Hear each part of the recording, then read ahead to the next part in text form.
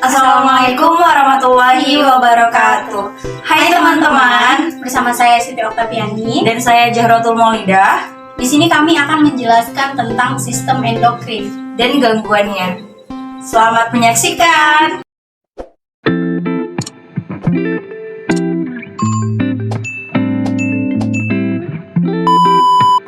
Sistem endokrin adalah sistem yang mengatur dan menghasilkan hormon yang dibutuhkan oleh tubuh manusia.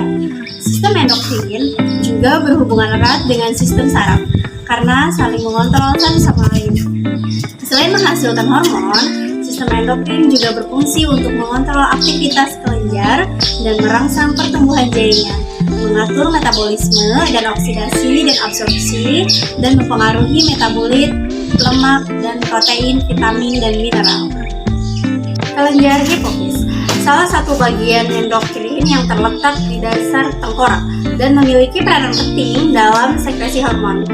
Kelenjar hipofis terdiri dari dua lobus, yaitu lobus anterior dan lobus posterior. Kelenjar tiroid terletak pada bagian depan leher dan berfungsi untuk mengatur metabolisme dalam tubuh. Kelenjar paratiroid. Kelenjar yang melekat ini terbagi dalam 4 bagian dan menghasilkan hormon yang berfungsi untuk mengatur kadar kalsium dan fosfor dalam tubuh. Kelenjar timus terletak di dalam toraks dan tinggi seperti trakea dan berfungsi untuk menghasilkan limfosit. Adrenal terbagi menjadi 2, yaitu terletak pada bagian kanan dan atas ginjal, berfungsi untuk mengatur keseimbangan air dan garam dan mengatur metabolisme lemak.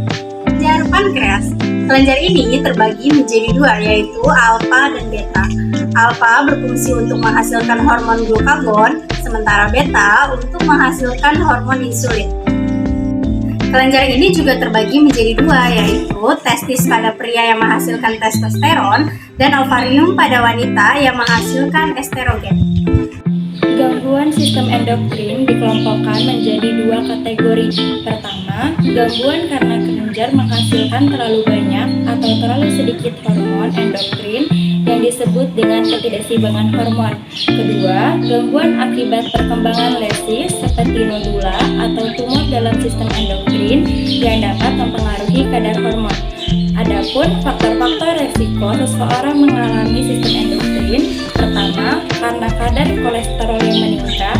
Kedua, riwayat keluarga atau keturunan yang menderita gangguan endokrin. Ketiga, riwayat penyakit terhadap gangguan autoimun. Keempat, pola makan yang tidak baik. Kelima, kehamilan. Keenam, operasi, trauma, infeksi atau cedera serius. Penyakit akibat gangguan endokrin.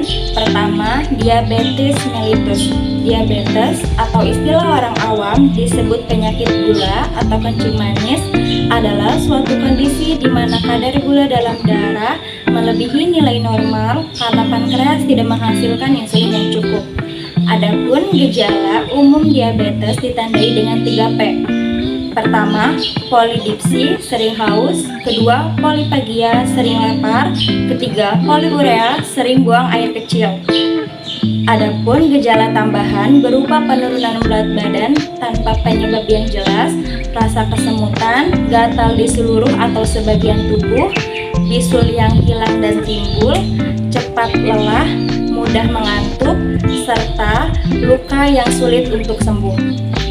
Pencegahan diabetes bisa dengan menerapkan pola makan sehat, melakukan olahraga secara rutin, menjaga berat badan ideal, rutin melakukan pengecekan kadar gula darah. Kedua, penyakit Graves. Penyakit Graves adalah penyakit yang ditandai dengan kelenjar tiroid terlalu banyak memproduksi hormon atau biasa disebut hipertiroid. Tanda dan gejalanya yaitu bola mata yang menonjol, pembesaran kelenjar tiroid, penurunan berat badan tanpa sebab, jantung berdebar-debar, sering merasa cemas, cepat lelah, lemas dan tidak bertenaga, tremor atau gemetar pada tangan atau jari tangan. Yang ketiga adalah tiroiditis Hashimoto, merupakan penyebab tersering dari kondisi hipotiroidisme atau kelainan akibat kekurangan hormon tiroid. Tanda dan gejalanya yaitu pembesaran kelenjar tiroid, sensitif terhadap dingin, konstipasi, suara serak, kulit pucat dan kering, berat badan meningkat tanpa sebab, serta nyeri dan kaku pada persendian. Keempat, ada prolaktimona, adalah tumor jinak yang berada di kelenjar hipofisis. Kondisi ini menyebabkan kelenjar memproduksi banyak hormon prolaktin.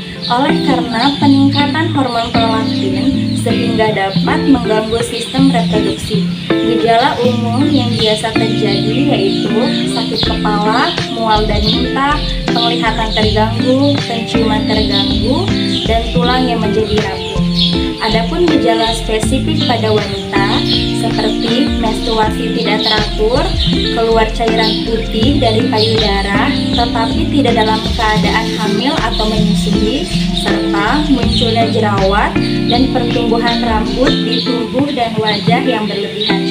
Gejala spesifik pada pria yaitu disfungsi ereksi, pertumbuhan rambut di tubuh dan wajah yang berkurang, serta pembesaran payudara. Terima kasih sudah menonton. Jangan lupa like, comment, and subscribe. Wassalamualaikum warahmatullahi wabarakatuh. Bye-bye.